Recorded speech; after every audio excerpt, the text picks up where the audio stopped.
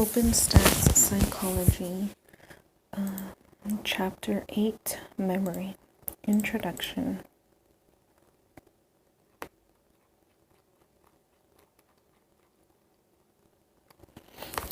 We may be top-notch learners, but if we don't have a way to store what we've learned, what good is the knowledge we've gained? Take a few minutes to imagine what your day might be like if you could not remember anything you had learned. You would have to figure out how to get dressed, what clothing should you wear, and how do buttons and zippers work. You would need someone to teach you how to brush your teeth and tie your shoes. Who would you ask for help with these tasks, since you wouldn't recognize the faces of these people in your house? Wait, is this even your house? Uh-oh, your stomach begins to rumble and you feel hungry. You'd like something to eat, but you don't know where the food is kept or even how to prepare it. Oh dear, this is getting confusing. Maybe it would be best just to go back to bed. A bed? What is a bed? We have an amazing capacity for memory, but how exactly do we process and store information? Are there different kinds of memory? And if so, what characterizes the different types? How exactly do we retrieve our memories, and why do we forget? This chapter will explore these questions as we learn about memory. Section 8.1, How Memory Functions. Memory is an information processing system. Therefore, we often compare it to a computer. Memory is the set of processes used to encode, store, and retrieve information over different periods of time. Encoding. We get information into our brains through a process called encoding, which is the input of information into the memory system. Once we receive sensory information from the environment, our brains label or code it. We organize the information with other similar information and connect new concepts to existing concepts. Encoding information occurs through automatic processing and effortful processing. If someone asks you what you ate for lunch today, more than likely you could recall this information quite easily.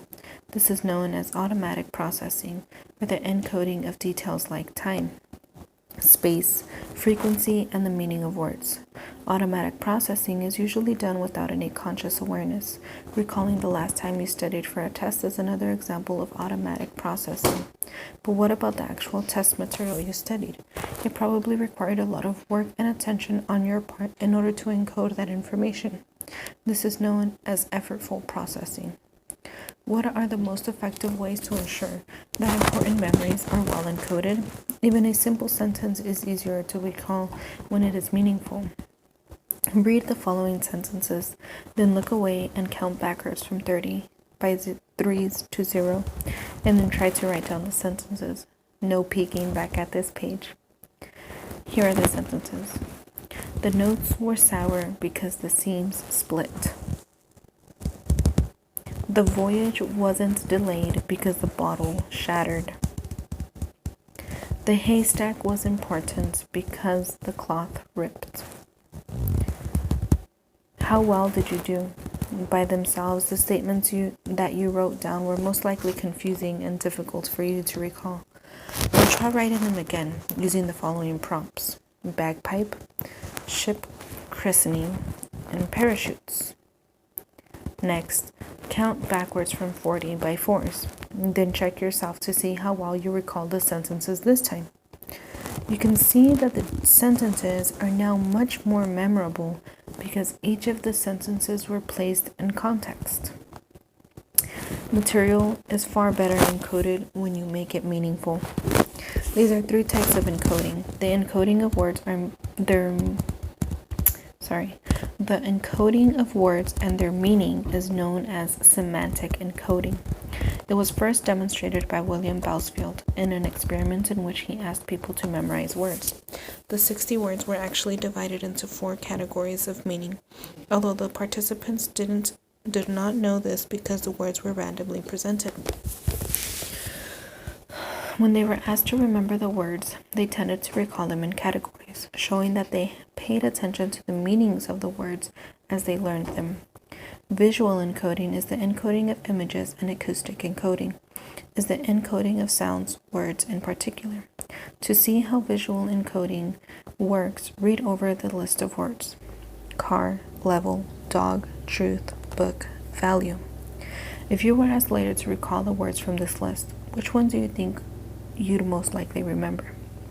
You'd probably have an easier time recalling the words car, dog, and book, and the more difficult time recalling the words level, truth, and value. Why is this? Because you can recall images more easily than words alone. When you read the words car, dog, and book, you created images of these things in your mind.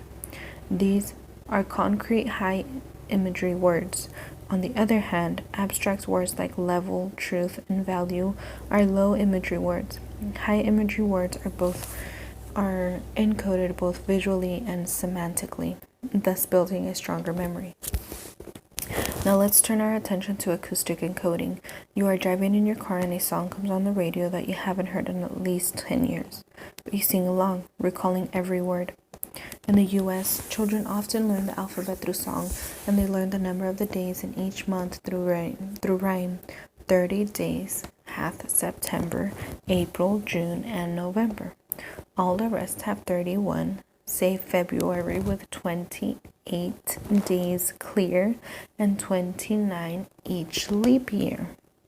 These lessons are easy to remember because of acoustics encoding. We encode the sound the words make.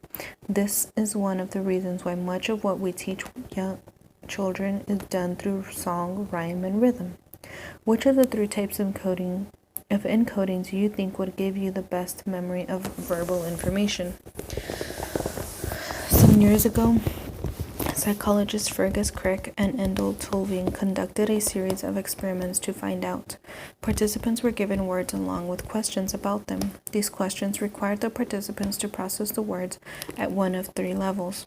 The visual processing questions included such things as asking the participants about the font of the letters.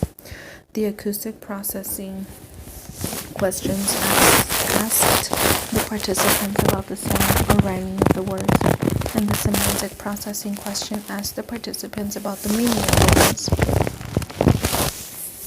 After participants were presented with the words and questions, they were given an unexpected recall or recognition task.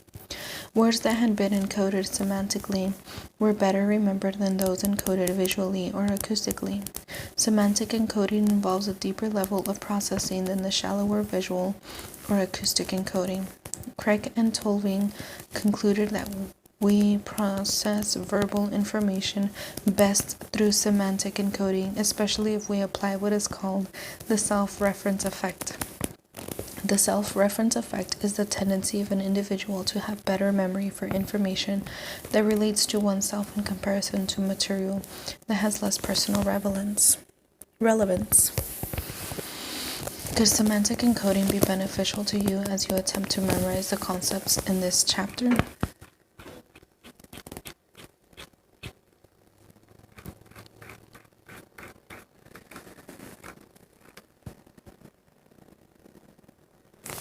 Storage. Once the information has been encoded, we have to retain it. Our brains take the encoded information and place it in storage. Storage is the creation of a permanent record of information. In order for a memory to go into storage, it has to pass through three distinct stages: sensory memory, short-term memory, and finally long-term memory. These stages were first proposed by Richard Atkinson and Richard Schifrin. Their model of human memory, called Atkinson-Schifrin, is based on the belief that we process memories in the same way that a computer processes information. But AES is just one model of memory. Others, such as Baddeley and Hitch, have proposed a model with short-term memory itself has different forms. In this model, storing memories in short-term memory is like opening different files on our computer and adding information. The type of short-term memory depends on the type of information received. There are memories in visual spatial forms, as well as memories of spoken or written material, and they are stored in three short-term systems: a visual spatial sketch pad, an episodic buffer, and a phonological loop. According to Baddeley and Hitch, a central executive part of the memory supervises or controls the flow of information to and from the three short-term systems. Sensory memory. In the Atkins-Shiffrin model, stimuli from the environment are processed first in sensory memory. Storage of a brief sensory event, such as sights, sounds, and taste, is a very brief storage, up to a couple of seconds. We are constantly bombarded with sensory information. We cannot absorb all of it, or even most of it, and most of it has no impact on our lives. For example, what was your professor wearing the last class period? As long as the professor was dressed appropriately, it doesn't really matter what she was wearing. Sensory information about sights, sounds, smells, and even textures, which we do not view as valuable information, we disregard. If we view something as valuable, the information will move into our short-term memory systems. One study of sensory memory researched the significance of valuable information on short-term memory storage. J.R. Stroop discovered a memory phenomena in the 1930s. You will name a color more easily if it appears printed in that color, which is called the Stroop effect. In other words, the word red will be named more quickly regardless of the color the word appears in than any word that is colored red. Try an experiment. Name the colors of the words you are given in the figure. Do not read the words, but say the color the word is printed in. For example, upon seeing the word yellow in green print, you should say green, not yellow. The experiment is fun, but it's not as easy as it seems. Blue, orange, blue, purple, red, orange, yellow, blue, orange, yellow, red, purple, yellow, purple, orange. Short-term memory. Short-term memory is a temporary storage system that processes incoming sensory memory. Sometimes it is called working memory. Short-term memory takes information from sensory memory and sometimes connects that memory to something already in long-term memory. Short-term memory storage lasts about 20 seconds. In his research on the capacity of memory, found the most people can retain about 7 items in the STM. Some remember 5, some 9. So he called the capacity of STM 7 plus or minus 2. Think of short-term memory as the information you have displayed on your computer screen, a document, a spreadsheet, or a web page. Then, information in short-term memory goes to long-term memory, or it's discarded. This step of rehearsal, the conscious repetition of information to be remembered, moves STM into long-term memory, is called memory consolidation. You may find yourself asking how much information can our memory handle at once.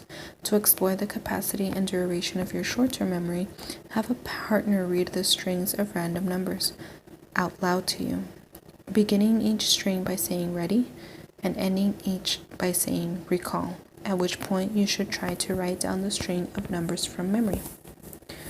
Ready? 9754 68259 913 825 531 6842 869 513 72 719 384 273. Recall. 975468259 13825 5316 842 869 513 727 193 84273.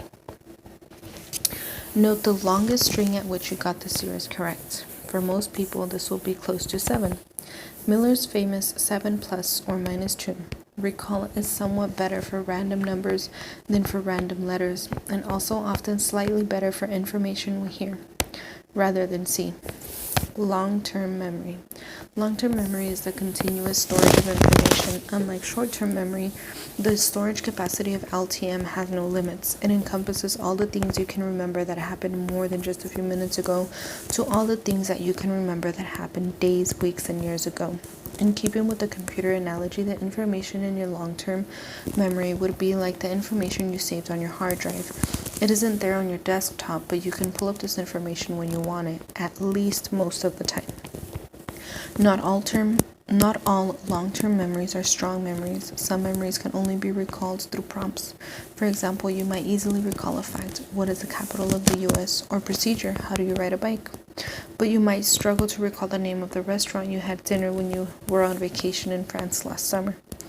A prompt such as that the restaurant was named after its owner who spoke to you about your shared interest in soccer may help you recall the name of the restaurant. Long-term memory is divided into two, explicit and implicit. Understanding the different types is important because a person's age or particular types of brain trauma or disorder can leave certain types of LTM intact while having distress consequences for other types. Explicit memories are those we consciously try to remember and recall. For example, if you are studying for your chemistry exam, the material you are learning will be part of your explicit memory. Implicit memories are memories that are not part of your consciousness. They are memories formed from behaviors. Implicit memory is also called non-declarative memory.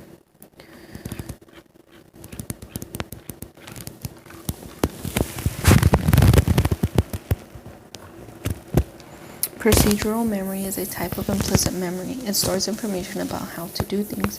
It is the memory for skilled actions such as how to brush your teeth, how to drive a car, how to swim, the crawl stroke. If you are learning how to swim freestyle, you practice the stroke, how to move your arms, how to turn your head, to alternate breathing from side to side, and how to kick your legs. You would practice this many times until you become good at it. Once you learn how to swim freestyle and your body knows how to move through the water, you will never forget how to swim freestyle, even if you do not swim for a couple of decades. Similarly, if you present an accomplished guitarist with a guitar, even if he has not played in a long time, he will still be able to play quite well. Declarative memory has to do with the storage of facts and events we personally experience. Explicit memory has two parts, semantic memory and episodic memory. Semantic means having to do with language and knowledge about language. An example would be the question, what does argumentative mean? Stored in our semantic memory is knowledgeable about words, concepts, and language-based knowledge and facts. For example, answers to the following question are stored in your semantic memory. Who was the first president of the US? What is democracy? What is the longest river in the world? Episodic memory is information about events we have personally experienced. The concept of episodic memory was first proposed about 40 years ago. Since then, Tolving and others have looked at scientific evidence and reformulated the theory. Currently, scientists believe that episodic memory is memory about happenings in particular places at particular times, the what, where, and when of an event. It involves recollection of visual imagery as well as the feelings of familiarity. Retrieval. So you have worked hard to encode and store some important information for your upcoming final exam. How do you get that information back out of storage when you need it? The act of getting information out of a memory storage and back into conscious awareness is known as retrieval. This would be similar to finding opening a paper you had previously saved on your computer hard drive. Now it's back on your desktop and you can work with it again. Our ability to retrieve information from long-term memory is vital to our everyday functioning. You must be able to retrieve information from memory in order to do everything from knowing how to brush your hair and teeth, to driving to work, to knowing how to perform your job once you get there. There are 3 ways you can retrieve information out of your long-term memory storage system: recall, recognition, and relearning. Recall is what we most often think about when we talk about memory retrieval. It means you can access information without cues. For example, you would use recall for an essay test. Recognition happens when you identify information that you have previously learned after encountering it again. It involves process of comparison. When you take a multiple choice test, you are relying on recognition to help you choose the correct answers. Here is another example. Let's say you graduate from high school 10 years ago and you have returned to your hometown for your 10-year reunion. You may not be able to recall all of your classmates, but you recognize many of them based on their yearbook photos. The third form of retrieval is relearning, and it's just what it sounds like. It involves learning information that you previously learned. Whitney took Spanish in high school, but after high school, she did not have the opportunity to speak Spanish. Whitney is now 31, and her company has offered her an opportunity to work in Mexico City office. In order to prepare herself, she enrolls in Spanish courses at her local community center. She's surprised at how quickly she's able to pick up the language after she's not spoken it for 13 years. This is an example of relearning. Summary. Memory is a system or process that stores what we learned for future use. Our memory has three basic functions: encoding, storing, and retrieving information. Encoding is the act of getting information into our memory system through automatic or effortful processing. Storage is retention of the information, and retrieval is the act of getting information out of storage and into conscious awareness through recall, recognition, and relearning. The idea that information is processed through the memory systems is called Atkins-Shiffrin's AS model of memory. First, environmental stimuli enter our sensory memory for a period of less than a second to a few seconds. Those stimuli that we notice and pay attention to then move into short-term memory. According to the AS model, if we rehearse this information, then it moves into long-term memory for permanent storage. Other models, like that of Baddeley and Hitch, suggest there is more of a feedback loop between short-term memory and long-term memory. Long-term memory has a practically limitless storage capacity and is divided into implicit and explicit memory. Finally, retrieval is the act of getting memories out of storage and back into conscious awareness. This is done through recall, recognition, and relearning.